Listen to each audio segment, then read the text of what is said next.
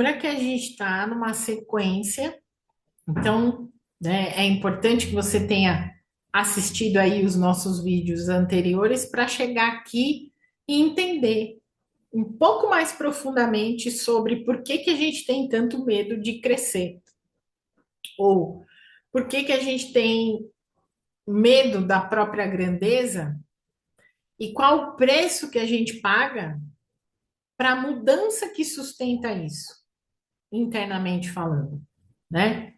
Por que que a grandeza, a nossa grandeza assusta ao ponto de que a gente demora anos e anos e anos no processo de individuação, no processo de integração da nossa luz e da nossa sombra?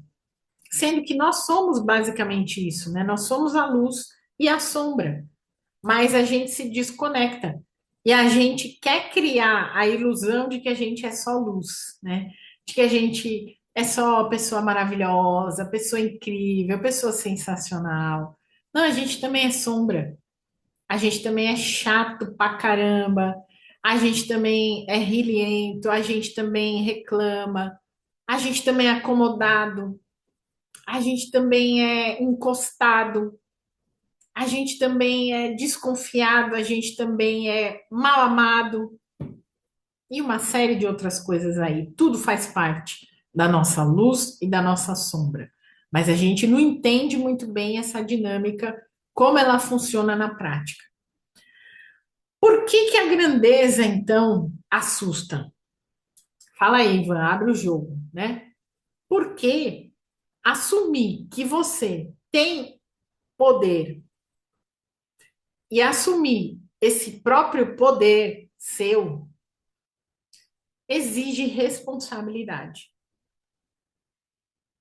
Assumir o seu próprio poder exige maturidade emocional. E mais do que isso, e a chave está aqui.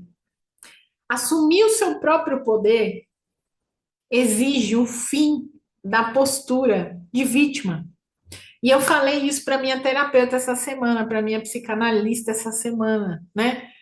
Porque a gente chega num lugar onde a gente não pode culpar mais ninguém. Ninguém é culpado do que a gente construiu ou deixou de construir. Ninguém é culpado do que a gente escolheu ou deixou de escolher. Ninguém é culpado do lugarzinho que a gente está na nossa vida, independente da idade que a gente tenha. Ninguém é culpado, nem a gente. Por quê? Porque a gente faz as escolhas com a consciência que a gente tem naquele momento, para aquela situação. Às vezes eu tenho muita consciência, às vezes eu tenho zero consciência. E ainda assim eu fiz uma escolha. E ainda assim eu me coloquei num lugar. E aí pesa para mim esse preço de ter que assumir esse lugar. De que lá atrás eu fiz aquela determinada escolha porque eu não tinha consciência nenhuma. E agora eu estou fazendo uma escolha totalmente nova, totalmente diferente, porque a minha consciência é outra. E aí, como é que encaixa isso, né? Como é que encaixa? Entender que quando você é essa pessoa autêntica que começa a ter essa consciência de que lá atrás você agiu de determinada forma, porque a sua consciência era outra, e agora você está agindo de outra, totalmente diferente, porque a sua consciência mudou, você está pagando o preço de ser uma pessoa autêntica. E esse preço da pessoa autêntica vai decepcionar algumas pessoas. Principalmente aquelas pessoas que lá atrás acreditavam que a sua escolha era a melhor escolha para elas, não para você, para elas estava satisfatório, para elas estava legal, para elas estava bom. seja porque você agiu de acordo com o seu padrão familiar, seja porque você agiu de acordo com aquilo que a pessoa tinha falado para você agir, você aceitou e fez, seja porque você usava uma máscara e você resolveu tirar a máscara, seja porque agora você está decepcionando essas pessoas. Não porque você é uma pessoa ruim, mas porque você precisa decepcionar, porque agir de acordo com aquilo que faz a sua autenticidade é necessário. A outra pessoa não aceita, a outra pessoa se frustra, é sobre ela, não é sobre você. O fato de você agir diferente não significa que você deixa ou desdeixa de gostar da pessoa. Não tem a ver com afeto, tem a ver com posicionamento. E a diferença crucial é aí, né?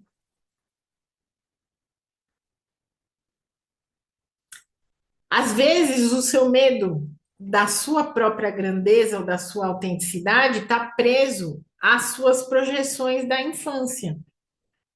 Às vezes, as pessoas colocaram medos na sua cabeça quando você era criança, dizendo assim: o dinheiro, ele muda as pessoas.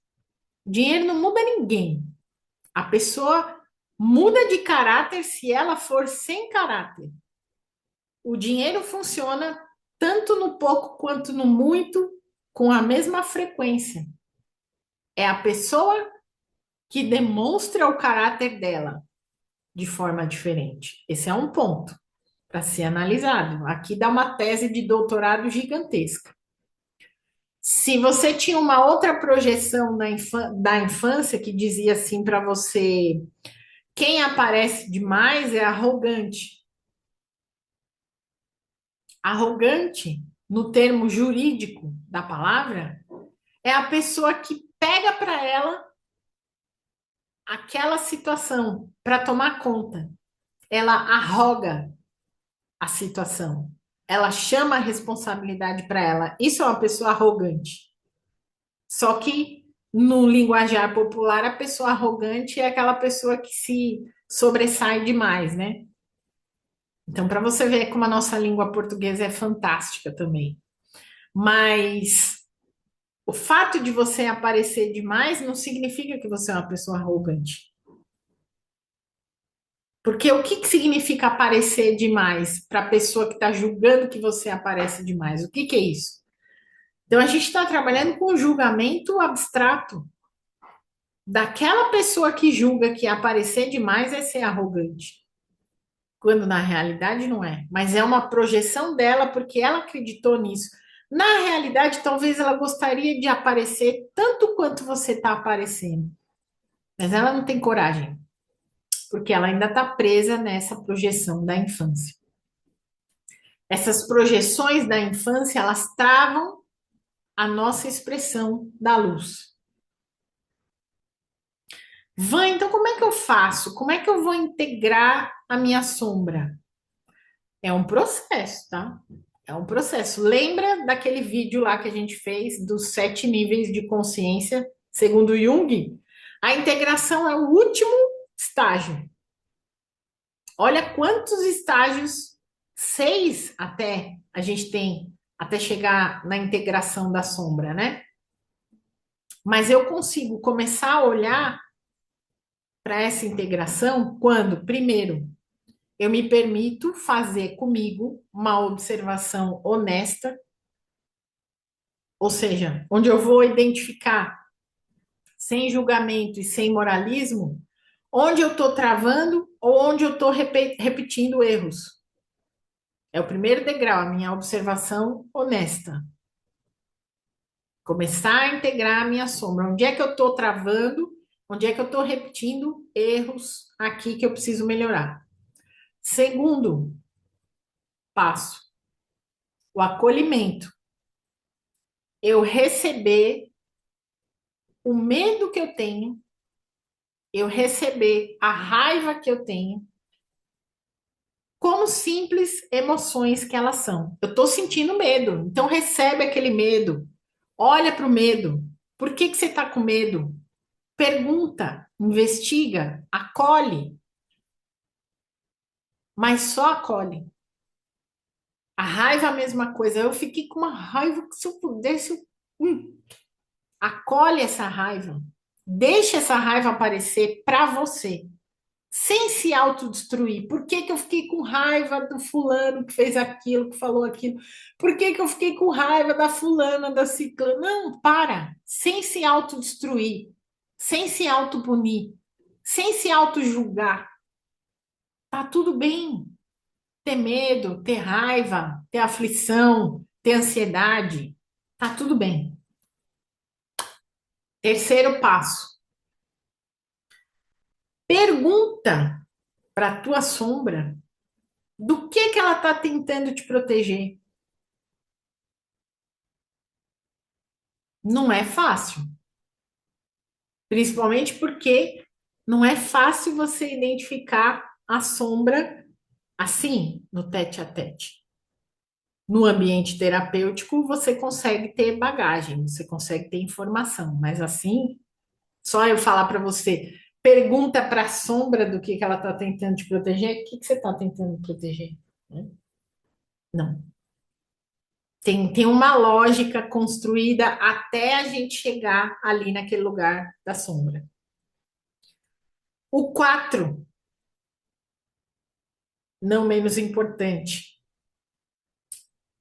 a escolha consciente. Agir no mundo real, mesmo com medo, mesmo com ansiedade, né? Eu escolho agir, eu escolho fazer. Ah, mas você não tá com medo? Tô, mas eu vou. Ah, mas não dá ansiedade? Dá, mas eu vou. Escolher agir conscientemente. O quinto passo para integrar a sombra: colocar a ação em prática. Não é só escolher agir. Primeiro eu escolho agir. O quinto passo é escolher agir na prática, agir na realidade, na matéria, não só dentro da minha cabeça. Então eu vou falar o que eu nunca tive coragem de falar para fulano. Nossa, mas e se a pessoa ficar, "Ah, meu Deus, por que que ela tá falando isso?" É lidar com isso. Lidar que você não tem controle sobre aquilo que você vai falar para o outro, você só sabe o que você vai falar. A receptiva, o feedback é sobre o outro. Impor limites nas relações, de verdade. Fulano, ó, você falou isso aí, quando você falou para mim, me magoou profundamente. Por que é que você está me dizendo isso? Não, você combinou comigo tal hora? Era tal hora? Por que que você não conseguiu chegar a tal hora? Então, né? Impor limites no trabalho, que eu acho que é o mais complexo, né? Chefe, essa coisa aí que você está pedindo para mim, eu vou precisar de 5 dias a mais, com tanto de coisa que eu tenho para resolver aqui. Nossa, 5 dias a mais? 5 dias a mais. É.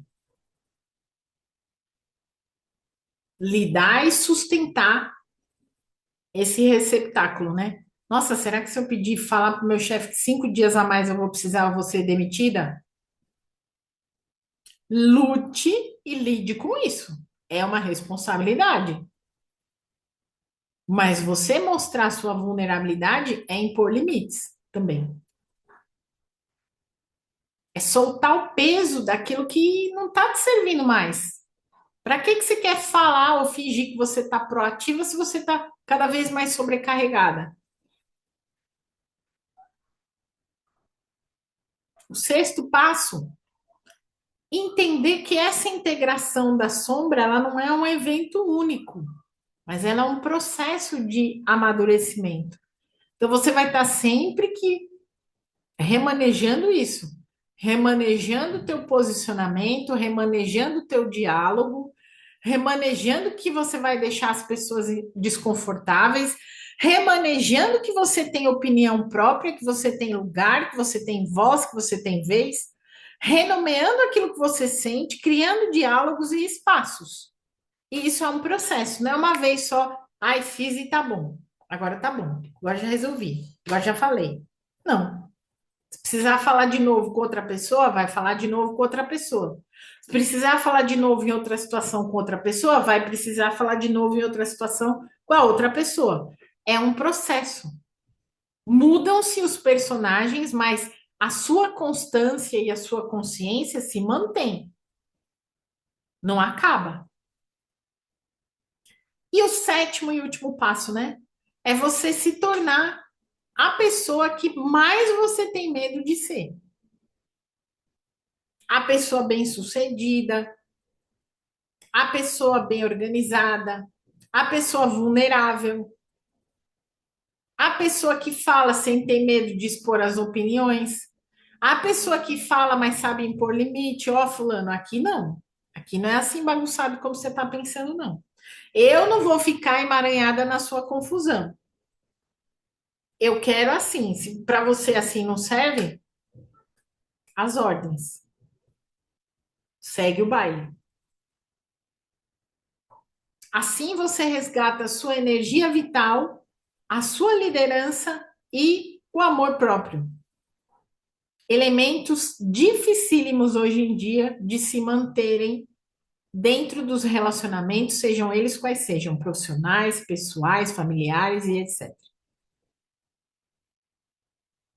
Por isso que a mudança pesa, porque você sustentar tudo isso exige que você seja uma pessoa autêntica, verdadeira, mas principalmente que você cumpra os combinados que você faz com você. Não tem nada a ver com o pessoal lá fora, é contigo. Por isso que é difícil, por isso que é trabalhoso, por isso que é desafiador.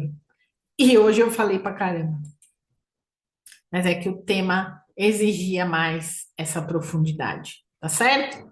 Já deixou seu like, já compartilhou esse vídeo, já assistiu os vídeos anteriores. O que que você está achando de toda essa reflexão? Me conta nos comentários. Meu grandíssimo beijo e até o nosso próximo vídeo. Tchau, tchau.